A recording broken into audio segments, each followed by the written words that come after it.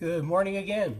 Welcome to another Kenny Cars and Coffee, or Cars and Coffee with Kenny. Those who've been with us well understand that, or has been suggested for those that catch up and watch in the evening, Whiskey Cars and Kenny. Anyway, I'm Kenny Brown, and over the next hour, we're going to try to share some extensive knowledge and experience in professional motorsports and building high-performance cars for well over 40 years. And also, I have my trusty toolbox. It's been with me for all that time, and it's been to just about every major racetrack in North America. And somebody said one time, if that toolbox can talk, and that's pretty true. Today we got a lot of things to talk about. Let's see if we can get, oh, I see a heart-shaped wrench going up already. I like those. I'm going to talk about the top 5 starter mods for track. I'm going to continue on, answer some of the questions I couldn't answer last week on Aero. And I'm going to revisit the rear grip kit for a little bit, and there's a good reason for that. And then also, of course, your questions. Now, the questions that I answer here come from the Speed Therapy Society. And if you're not a member of the Speed Therapy Society, I recommend that you sign up, because it's getting to be bigger and bigger, and it's just a really great community. And to give you an example, hit the right page.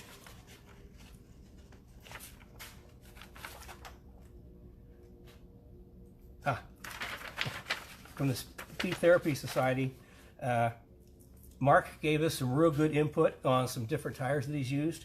And then also Tim and Dan talked about I talked about the nannies, and they kind of reinforced what I said. The cars that had nanny devices, like the S197 and 550s, this is exactly what I said, is like every nanny you turn off, you need to have an increased skill set.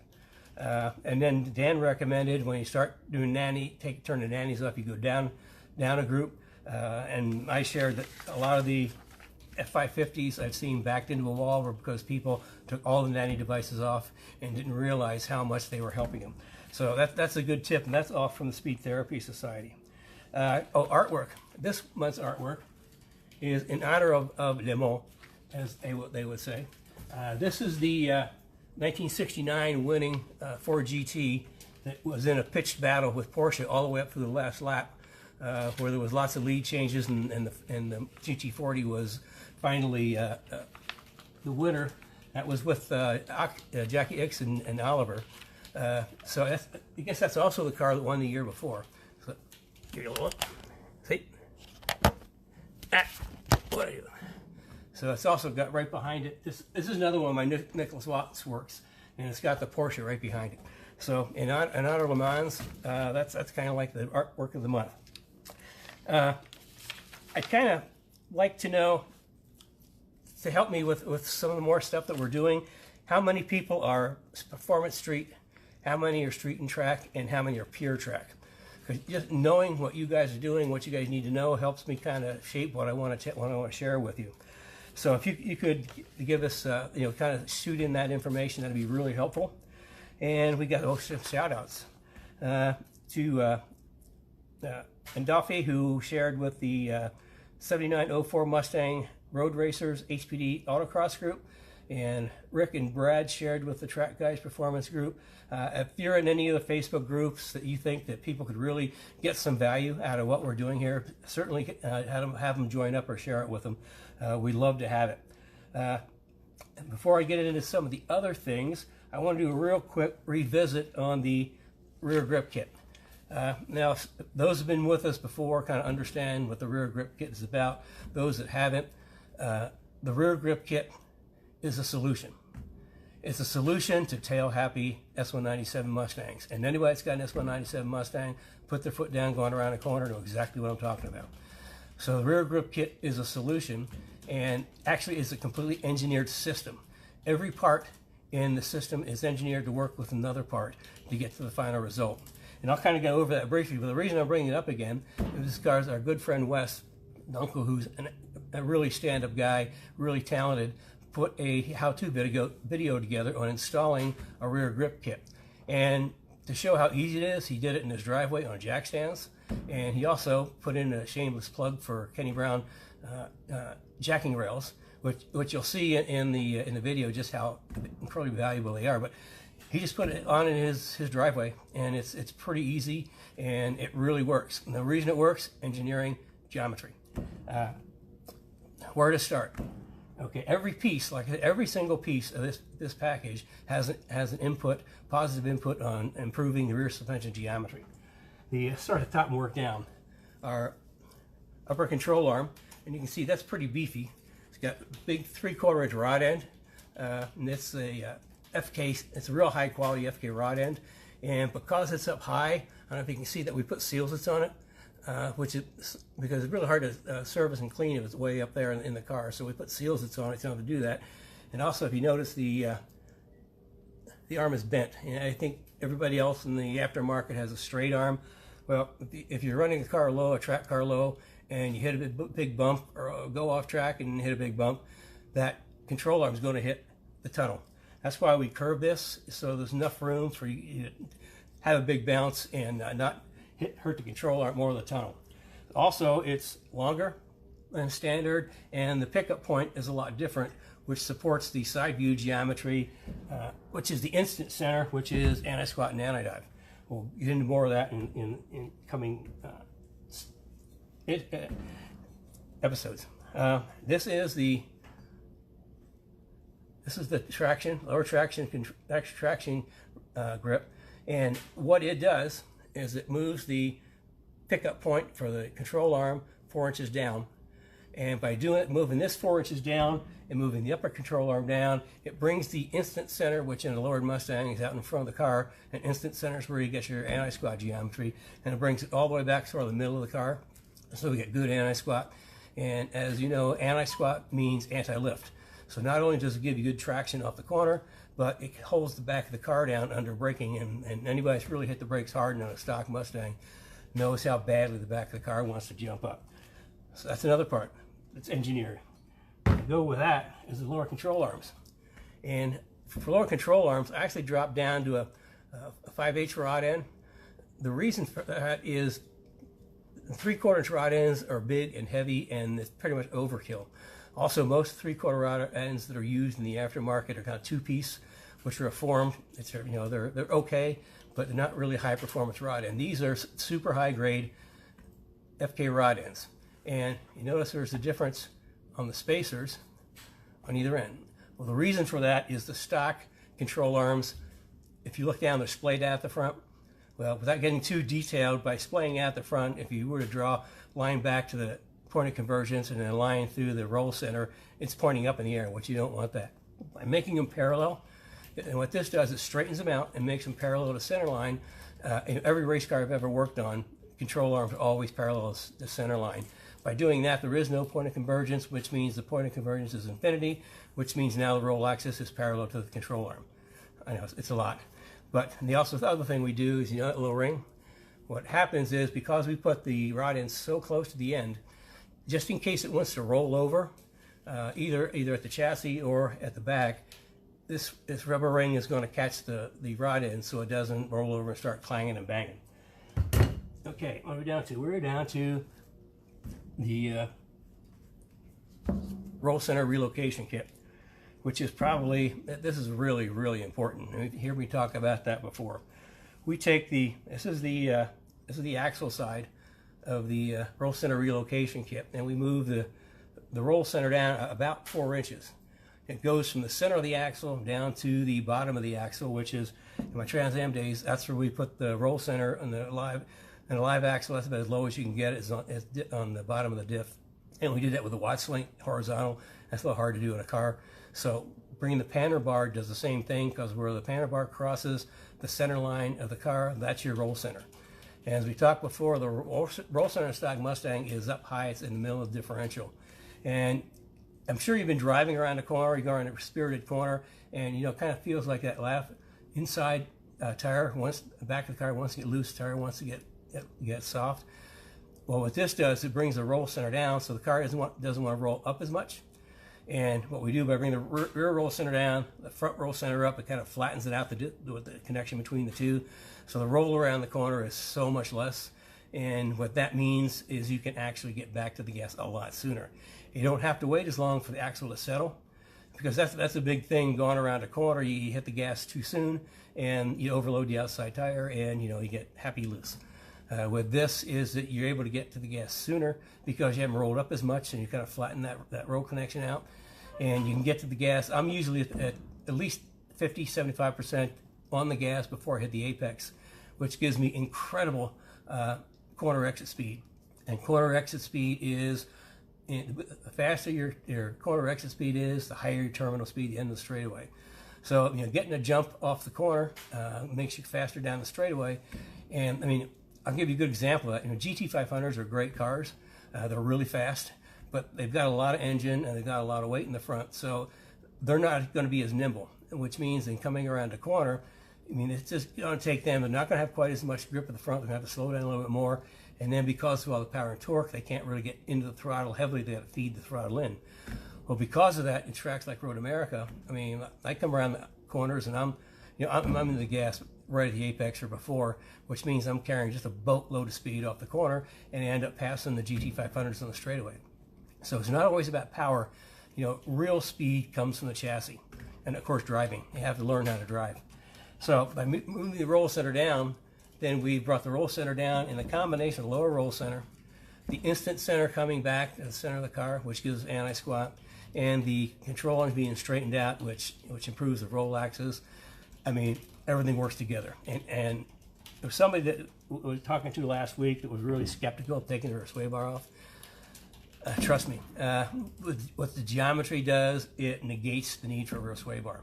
And I've had people in the past, especially it was a group I was working with out in California. They were running NASA, and they put my suspension on, and they didn't believe me on the rear sway bar, so they put the rear sway bar on, and they took it off right away. I mean, they found out, well, that's not good. It makes the car loose. That was actually the team that we took into professional racing in World Challenge. That was the Paul Walker and Rodos team, the ever-evolving turquoise cars, which are beautiful cars. Always evolving. Always evolving, that's what it is. So anyway, rear grip kit, it's something every S197 Mustang needs, whether it's a V6, a GT500, especially GT500, or a GT. It just changes everything and how the got works. So moving right along, and of course I'm going to answer questions as you send questions in. We'll try to get to them as we go along too. Got the shout outs. See, I have to have help. I can't remember all this. And of course you're going to see Kerry put up signs and telling things to do, like now. If you're just joining us. Oh, if you're just joining us, thank you. I'm Kenny Brown, and this is Kenny Cars of Coffee Kenny, or Whiskey Cars and Kenny. And I'm sharing as much as I can of my knowledge to you from my experience, and if I can help you not make the mistakes I did, then it's a good day for all of us. So, and like I said, the Speed Therapy Society, if not in there, get in. Mark and Tim and Dan shared some really good information there, and we're going to keep putting up more and more resources into that. And we got Mark. I'm not even going to try to pronounce your last name because I don't want to embarrass myself. It's McIsaac. McIsaac? Okay, McIsaac. Okay, I can see that. He has a big question. In fact, there's a number of questions in one. Car setup, tuning, tire temperatures, pressures, fine-tuning camber, when to do it, bump, rebound, what feedback the driver should feel with changes, oversteer, understeer, etc. Car setup is an enormous topic, which I would like to see more of. Good. That leads me in, another segue, into we actually have a date for the 5-day workshop. And it is June 22nd to 26th. I told you we had, we have a lot to get ready for this, and are we ready? No.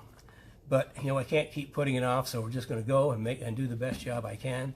And it's going to be 1 hour each evening, Monday through Friday, and you can sign up in the Speed Therapy Society. That's a private Facebook group, and if you can't make it live, then you'll be able to see the replay in Speed Therapy Society. And also, Carrie says that if you would like to attend without using Facebook, then send her an email at info@kennybrown.com, and she will hook you up so you can watch it without having to go to Facebook. I know a lot of you guys just don't like Facebook. And in that, what I'm going to try to cover, oh, I see questions coming up. All right. What I'm going to try to cover, in the 5 days, there's going to be a lot. is going to be the first day. This is the first critical step in transforming your driving experience. Oh, by the way, that's the name of the workshop, is Transforming Your Driving Experience. The first day is the critical first steps in transforming your driving experience. Day 2 is building your performance platform, part 1, which is handling suspension geometry. Day 3 is building your performance platform 3, which is brakes, wheels, tires, cooling, safety. Day 4 is dialing in your car for maximum driving experience. And day 5 is tips, tricks, and driving techniques, car preparation, and we'll also answer some questions. Now, how are we going to get all that in 5 days?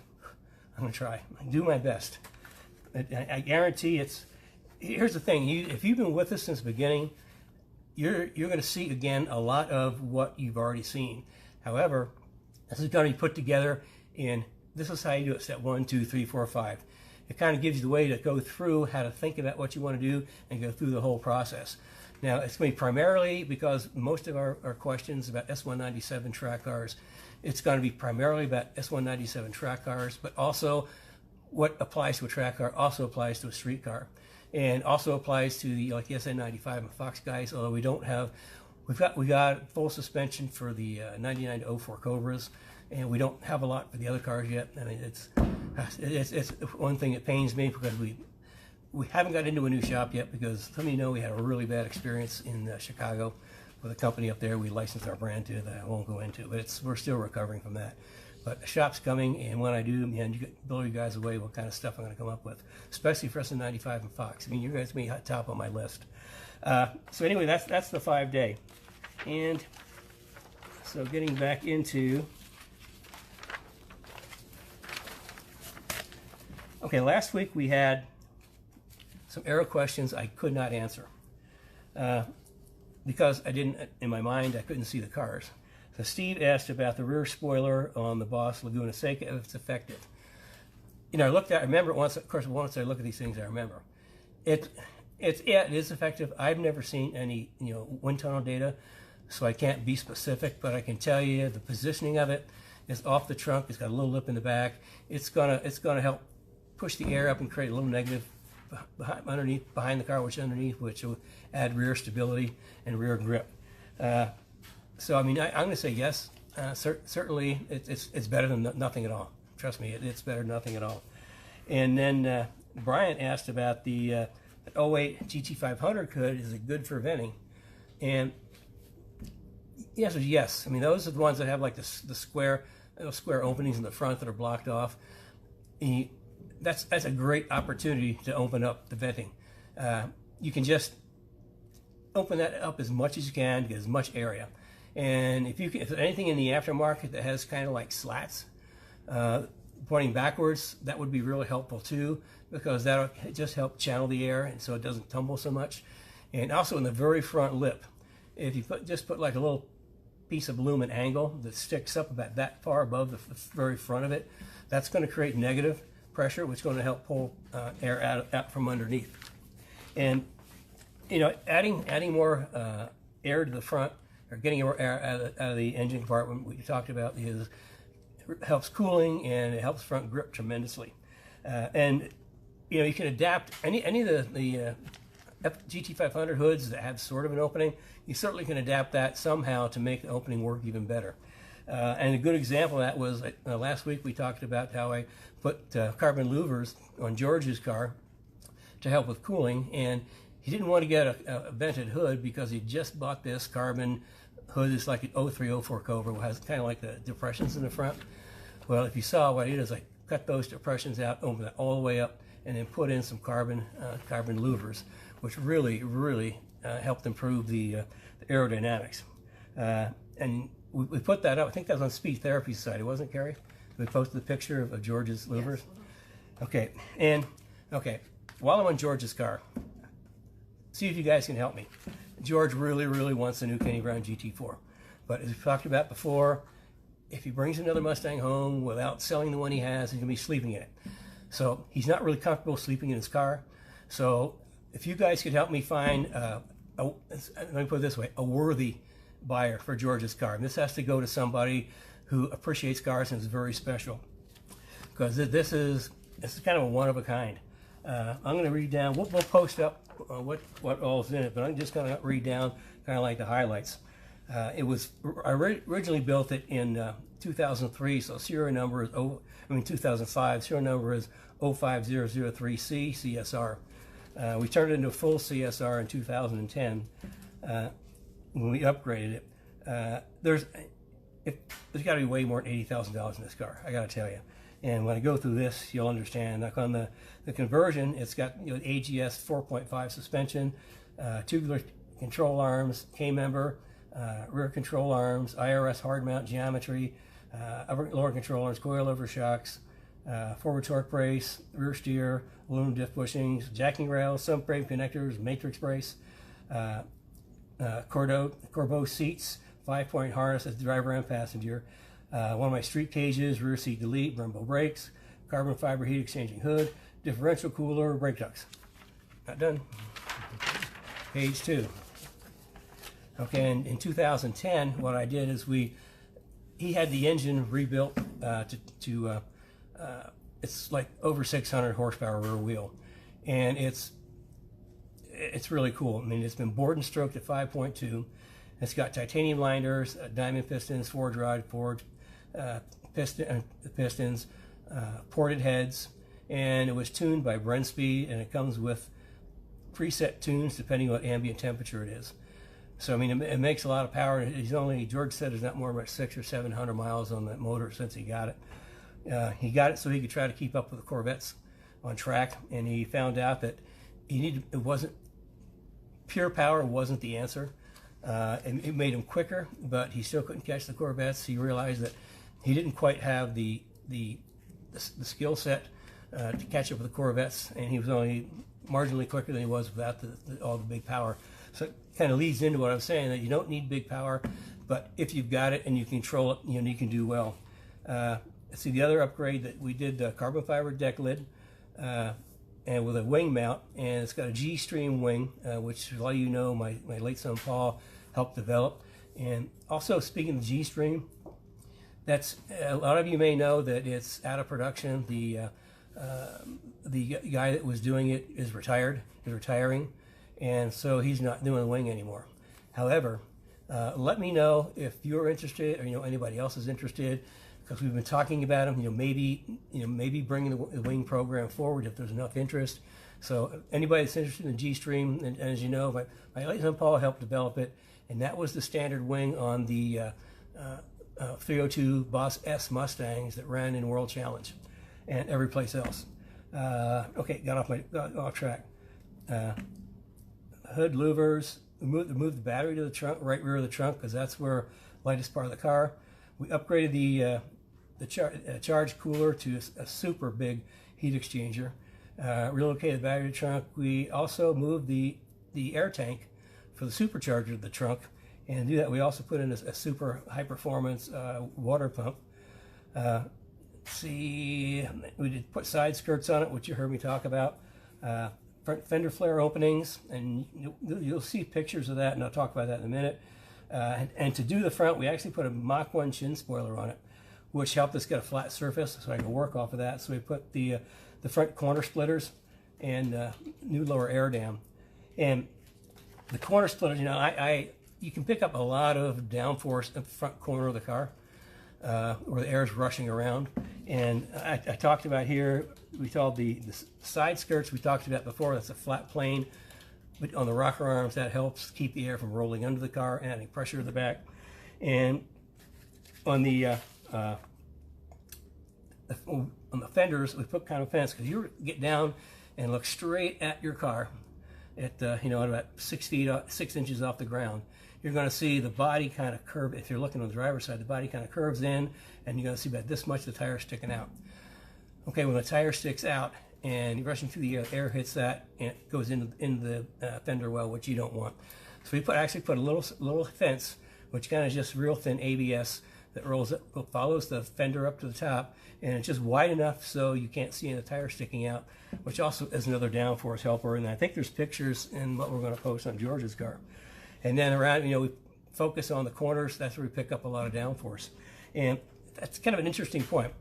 If any of you've seen like the prototype cars or like the major GT cars, IMSA cars, and you see the front splitter is kind of odd. You know, it has a big splitter on the corners. It comes, and then up the middle, it kind of comes up, goes down, and another around the corner. The reason for that is they're using the corners to create front downforce, because, you know, that's where, and you see on George's car how I do that, is create downforce on the front corners. But that little hump in the middle, what they're doing is they're inviting air under the car, and by that they have the aerodynamics really worked out. So they invite air under the car, it flows through, it goes back, it goes to the rear diffuser, and it actually creates downforce in the back. So, but you have to have a perfectly flat car, and I think someone asked about making a flat car from an SN95, and you know, the answer is, will it help? Yes. I mean, anytime you can flatten out the bottom of the car, you kind of like tidy up the air. Is it something that you really notice on a track day car? You know, probably not. But it does. I mean, it does help. But you also have, if you flatten it out, then you have to have the side skirts to keep the air from rolling under, and then you have to have a diffuser in the back to help channel the air out and up.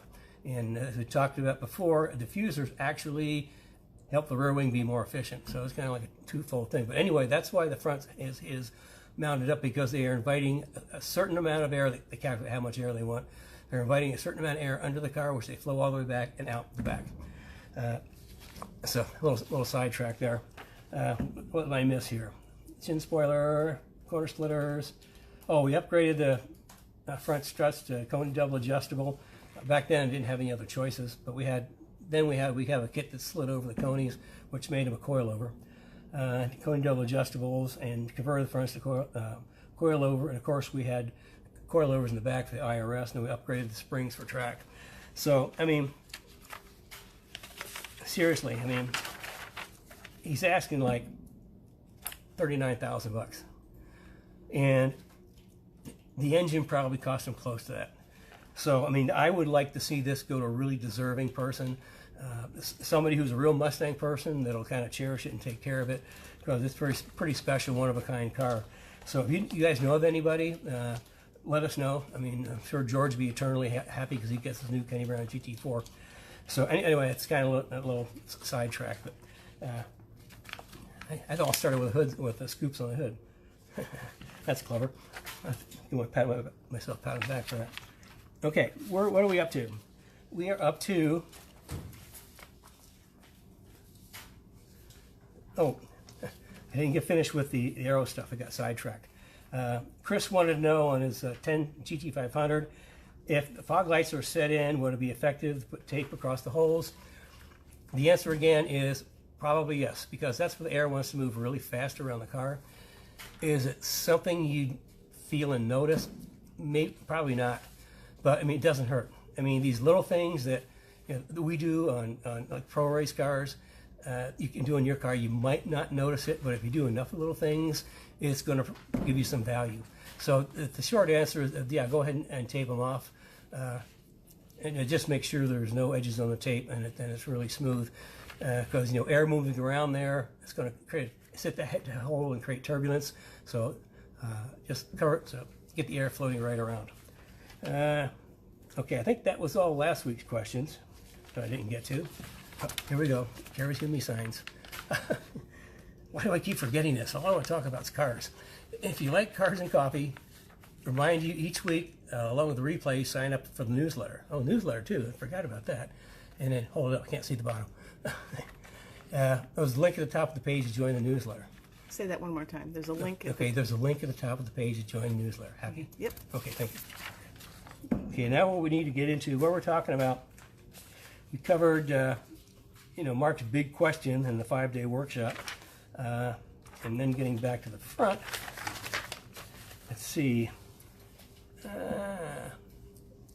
Top 5, I think Christopher asked the top 5 starter parts for a track car. This is a really difficult question to answer, because it depends on which car, Fox, SN95, S197, 550. Because the further you go back, the more you have to do. The further you come forward, the less you have to do. But in general, the number one thing, hands down, brakes.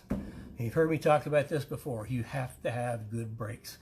You know, a Mustang is 3,800 pounds of pure kinetic energy soaring down the track 120 miles an hour. And the only way to slow down, well, not the only way, I mean, it's the best way. You could use a tree, a wall, or a guardrail, which really aren't the best, but they are very effective in stopping the car, is to take that kinetic energy, 3,800 pounds kinetic energy, and turn it into heat energy via the brakes. Remember Newton's law, something in motion stays in motion until acted upon by outside force. Well, the brakes take that kinetic energy, and through heat, they turn that kinetic energy into heat energy, and they use that to slow the car down, which means the brakes get hot, really, really hot. My brakes in my car, I'm running like 1,200 degree rotor temperature in the front, and we talked about rotor paint in previous sessions about how you can use that to gauge what temperature your rotor are actually running, because that's what you want to match your pads to the temperature your rotors are running. If you have too high of a compound, too aggressive of a compound, and your rotor temperature's not that high, it's not going to be that effective. If you have high temperatures and kind of a low temperature pad, they'll stop, but your wear factor is going to increase dramatically. So it's kind of like matching the temperature on the rotors with a compound of the brake pads.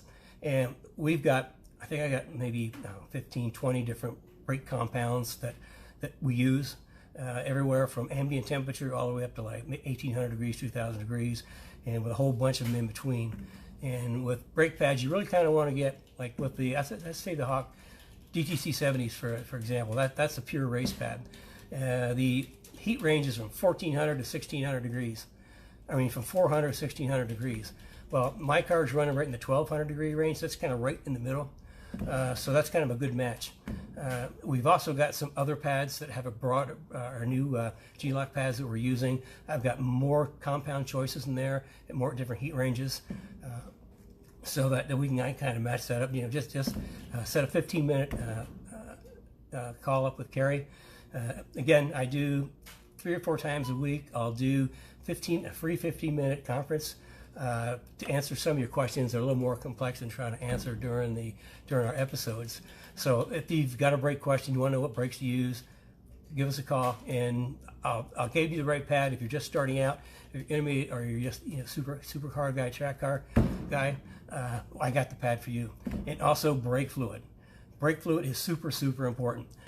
Stock brake fluid will boil at the temperatures. Remember, we talked about like 1,200 degrees rotor temperature. Well, the calipers are getting hot too. The brake pads get hot. They put heat in the caliper. Caliper puts heat in the brake fluid, and stock brake fluid will boil. And when it boils, you'll go to hit the brakes, nothing. Then you have to use the alternative methods of slowing down, which is a tree, guardrail, wall, things like that, which you really don't want to do. And so high temperature brake fluid, I talked about that before. We carry Bear, which right now is the highest dry boiling point brake fluid. So that's super important, and we carry that. And then aside from brakes are number one. Now, whether it's you're just starting and you have your stock brakes, get brake pads, get high temp fluid. That'll start you out. If you get going a little more, you're going to want to upgrade from OE type brakes into something that's a legitimate track brake. We've got, for people that just have standard brakes, we've got 2 upgrades. We've got like and we work with Bear a lot. We've been doing that for years and years. The Pro Plus, which is a great street brake, 6-piston caliper, uses a street type pad, and it's good for, I mean, I used to say it's just for the street, but we actually had a customer that ran a whole season in HPD with these brakes, and they were fine. We just used really good brake pads. But then he upgraded to the Kenny Brown Pro 4R brakes, which are serious race brakes at a bargain price. I mean, they're true, honest to God, professional race brakes at half the price of Brembo GTRs. So, I mean, brakes is number one. And then from there, depending on the car. Remember, I always talk about the performance, building your performance platform, which is chassis, suspension, wheels, tires, brakes. Well, obviously, brakes come first. So after that, it's like chassis and suspension. If you got a Fox SN95, you've got to do something with the chassis, because those are real flexi flyers, which is jacking rail, matrix brace, and subframes. S197 jacking rails and the matrix brace. The 550 cars have a pretty stiff chassis. We really haven't addressed that yet. So getting your chassis suspension, wheel, tire, brakes, and then you get the suspension. the first upgrade in suspension is going to be springs and shocks. And, you know, I'm a big proponent of getting the right springs and shocks under the car, getting the shocks matched to the springs matched to the shocks. And I use much higher spring rates than anybody else in the aftermarket. And that's because I've got much more experience at this than anybody else in the aftermarket. And real briefly, the factory springs that's selling on a 197 are like 175 front. You can get aftermarket springs up to 220, 225, and that's about as high as it'll go for just aftermarket spring, but you have no control over ride height. My touring package starts at 350, and then my street performance goes to 400. And you say, oh, that's a lot. My intermediate track, for somebody that's still running street tires, intermediate track would be 500 or 550 front springs. And if you're full-time track, experienced in running sticky tires, 650. And you're gonna go, oh my God, that's a lot of spring. Well, not really. As you go further up, like for the World Challenge cars, my late son Paul drove, that's Pirelli slicks, professional driver, you know, we're 850 to 1,000 pounds. Now, trust me, you do not want to try putting 850 springs in your car, because you will find yourself in the weeds very, very quickly. It's kind of like turning nanny devices on. You know, every nanny you turn off, you have to increase skill set. Well, same thing with springs. Every spring grade you go up, you have to improve your skill set of driving. So that's why I like to start people that are just starting out. I'll start them at a spring rate. The softer the spring, the easier the car is to drive. Which is why I start people soft. And then we can move them up, and we, like the JRZs we use are like probably top shock, my favorite shock. We can start somebody at like a 400-pound spring and take them to a 600-pound spring over 3 seasons, because the coiler just pop one spring off and take it off. Now, our H&Rs are kind of a unique package because it comes with a 630 front, but I mean it's the way the shocks are valved is really impressive, because well, we just got, who was it put it on that said it passed the wife test? Was that Tim? Yeah, that's Tim Thomasak. Yeah, Tim Thomasak put on the street performance H&Rs with the 630 fronts. Actually, it wasn't street performance, RSS. Oh yeah, yeah, that's street performance. You know, the RS shocks. That's with the adjustable fronts, fixed adjust rears, and a coil over front and a coil adjuster in the back, and 630 springs and single adjustable. And what we got back is, ta-da, listen to this drum roll, it passed the wife test. Actually, they got a B. It passed the wife test with a solid B. So that's kind of a unique spring and shock package that works on the street, passes the wife test, and also you just kind of turn it up a little bit for the track to get more control, and we'll talk about more of that in the 5-day. You know, the faster you go, the more control you need. So, okay, we talked about brakes, chassis, spring and shock, brake, suspension, wheel starters, brakes. In S197, geometry, after springs and shocks, geometry is important. Rear grip kit that I talked about tames the back. Front grip kit for the front takes care of the front. All the geometry is completely changed. I'm the only one that changes every spec of geometry in a 197. Now, in 550 cars, we just go with springs and shocks and sway bars and brakes, wheels, and tires, because that's such a well-advanced chassis that we don't have to do as much. Remember I said the newer the car is, we do less. The older the car is, the more we have to do. So 550, it's, you know, brakes first, springs and shocks, front sway bar, and wheels and tires. S197, you know, we've got the shock, springs, and suspension. And things like aero, I mean, you want to just, if you're starting out, forget about the aero stuff. You want to focus on mechanical grip. Now, when I develop a new platform, I'll do it without any aero devices, because I want to maximize the mechanical grip first. Once I got the mechanical grip, then I will add aero for specific outcomes. I tell people, you know, never do anything to a car, add anything to a car, change anything to a car without looking for a specific outlook or outcome. You know, don't change it, but this guy down here says, oh, you got to change that. Well, he doesn't know what's going on with your car. But anytime you make a change, you're looking for a specific outcome. And a lot of this tuning cars is, I mean, I've been doing it a long time, and there's so much, I mean, there's so much guesswork involved. But when you've done it a lot, then your guesswork becomes more refined, and you can make better decisions and get better results. And And in the beginning, as you make changes, get your notebook. We talked about notebook. It'll be like a #1 thing in the 5-day. Every time you make a change, write it down so you can remember. Because if you think you're going to remember later, I can guarantee that. I've been there, done that. So anytime you make a change, you're looking for a specific outcome. You want to add arrow, why? There's not quite as much grip in the front. Okay, you want to add a little front arrow. There's not quite, also vented hood, remember that, vented hood. There's not quite enough grip under braking. Okay, you want to put a wing in the back. But you have to kind of balance the two. Again, we used to have the G3 wings out of production. Let us know if you want one. In the meantime, we've got a really, really nice wing that we're substituting. It's I can't remember the name. It's anyway. It's a 3D wing, which means the center is lifted. Remember I said in the front of the prototypes, the center of the front of the car is lifted to invite air under. When this wing comes in, there's an up lip, and that lip is again to invite air underneath there to add more flow under the wing, which means more low pressure, which means more downforce. And those wings are so efficient that we're actually running them at 3 degrees positive. 3 degrees positive means the front of the wing is 3 degrees higher than the back. Most wings are 3 degrees negative, with the back being higher.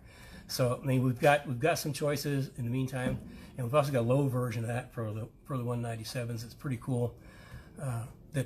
And I think maybe the 197s that sits like right on the trunk lid, so you don't, if you're driving around town, you don't draw as much attention to have the wing up in the air. You can tuck it down low. We've got a way to do that. So I mean, you're always looking for a result. You want to change the sway bar. Why? The car's doing this or that. Okay, I always start people out in the middle adjustment of the sway bar. So then I tell them what to do. Okay, try it soft, see what it drives like, write it down. Then try it firm, see what it drives like, write it down.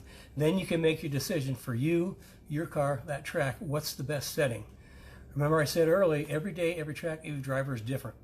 So adjusting what I do for one car might not be that so good for another car. And we run across that in professional racing a lot because you've got multiple drivers. And typically, if you're running 2 cars, the car setups are going to be similar, but they're rarely exactly the same because every driver drives differently. My biggest challenge was doing the Saleen endurance cars where we had 3 different drivers per car. So I had to kind of come up with a compromise for 3 different drivers on setup, which actually worked out pretty good, because if you give everybody a little bit of what they're looking for, they'll be willing to compromise on what somebody else needs, and it works out pretty good. So like I say, every driver is different, and you have to try it. The front doesn't have enough, it's a little pushing a little bit off the corner, add a little more rebound in the shock. Write it down and drive it. What does that do?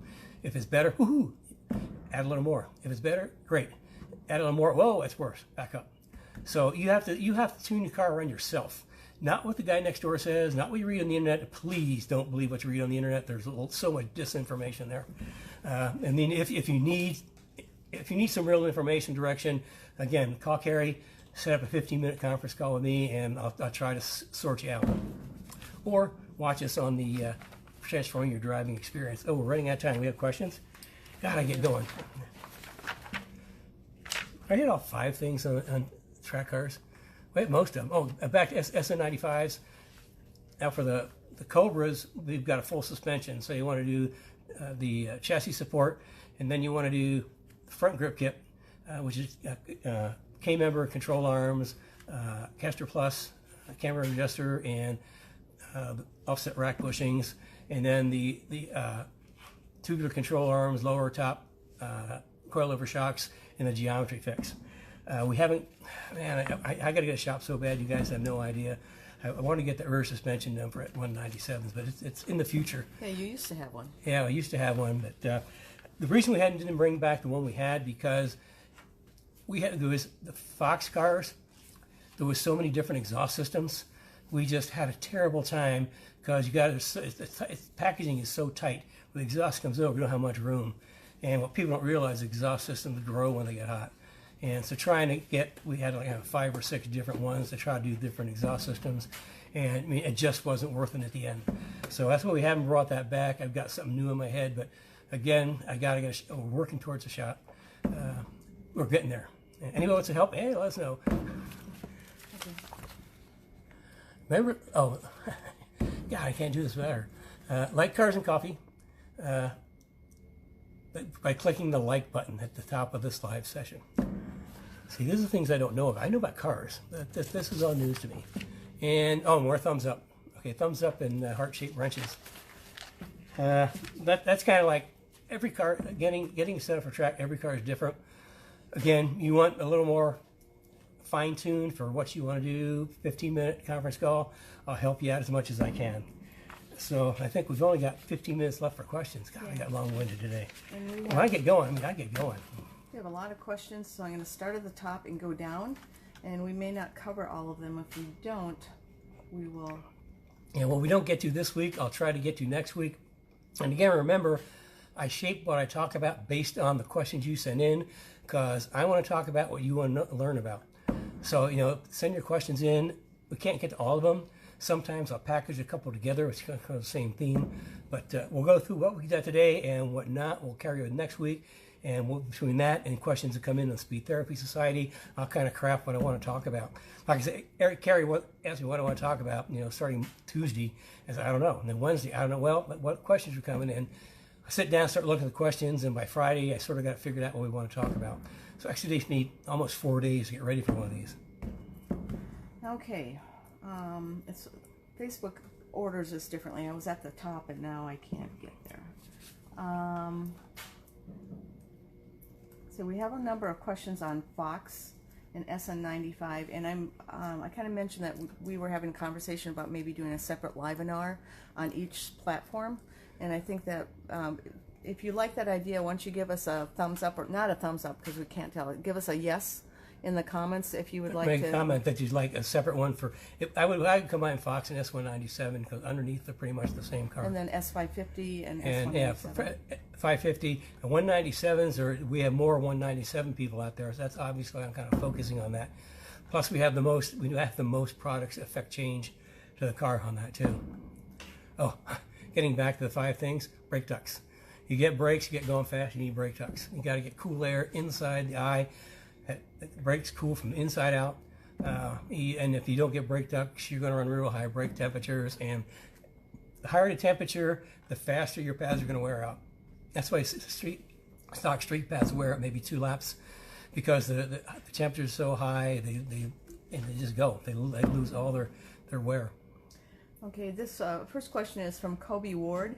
If I already have a Watts Link Phase 2 axle mount installed on my S197, do you recommend lowering the prop to the lowest position and adjusting the sway bar to the softest setting, or possibly removing? I'd say yes. I would, however you can get that Watts Link down as low as you can get it, it's going to help, because where the center pivot is, that's the roll center. Watts Link is a really good way to locate the axle because it's perfect. That's why in the Trans Am we used a Watts Link, but we mounted it horizontal and differential to get that low roll center. So get it down as low as you can, and absolutely set the sway bar in the softest setting. And I think you'll see that it'll make a difference. You're not going to be able to get as low as we do with our roll center relocation kit, but every little bit will help you. Okay, here's another question. This is from Tim Tomasak. He's using I used Kenny's suggestion for the initial RH setup with RSS coilovers. Question: is there a gain to be made by diagonal corner weight balancing? He's referencing his coilover setup: rear RH at 1/4 inch to 1/2 inch higher than front, and front ride height is 1 inch higher than tire diameter. Okay, that's kind of a long question, but I've got a really good answer. He's asking about corner weights and also the setup front to rear. Okay, if you're a professional racer running for a championship, absolutely have to work on corner weights. It's an absolute must, and you got to set the car up on the pads. For like an S197, you can do it. Is there much to be gained?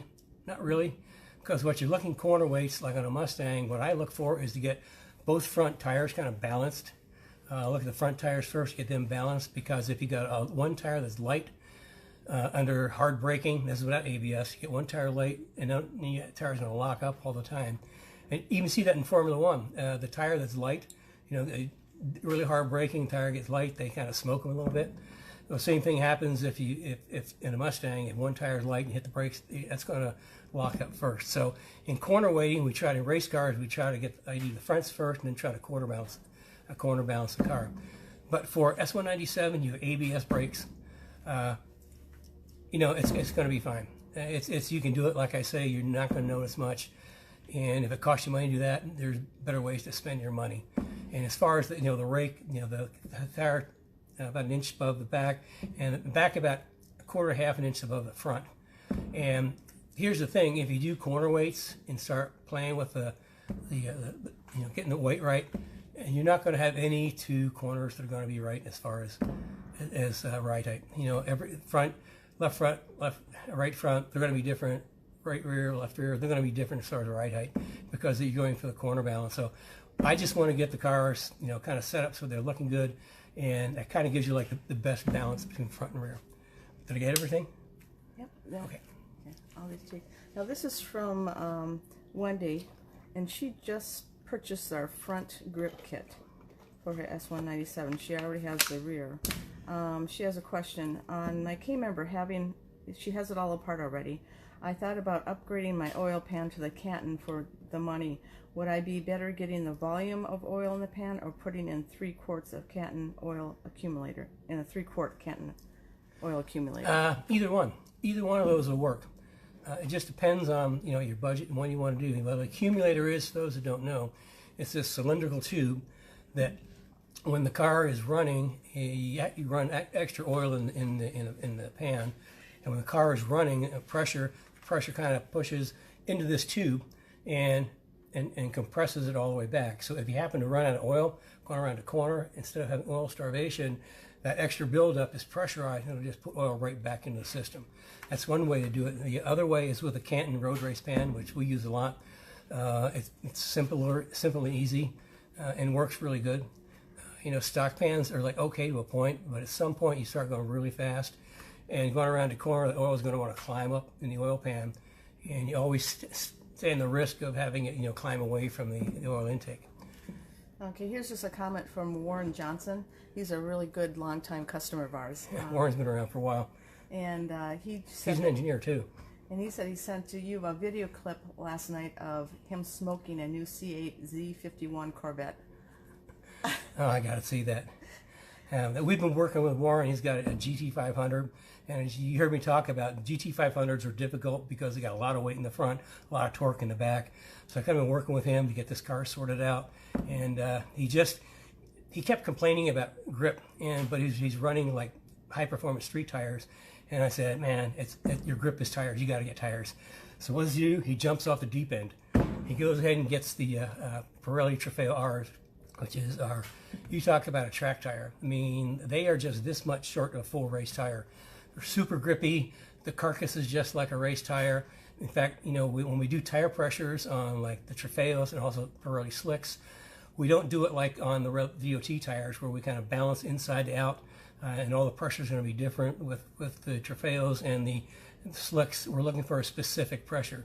Typically, the range is 30 to 34. We most of the time run 32 pressures, 32 pounds hot. So he went and got the good tires, and it sounds like they work. He smoked what? A ZR? I can't have to go back and look. Anyway, he smoked a Corvette. Way to go. Keep it up. Of course, you might have some Corvette people in there. Well, have Corvette people. Keep it up. Keep it up. Okay, we have a Mercure 4TI in the group XR 4TI. That's pretty interesting. Do you remember the Mercures? Oh yeah, I remember the Mercures. I used to work on them. Well, you talk about an underrated car. They were a good car, except for a couple things. When they brought them to the U.S., Ford took power out and they cheapened them up. But aside from that, I used to back in, this is the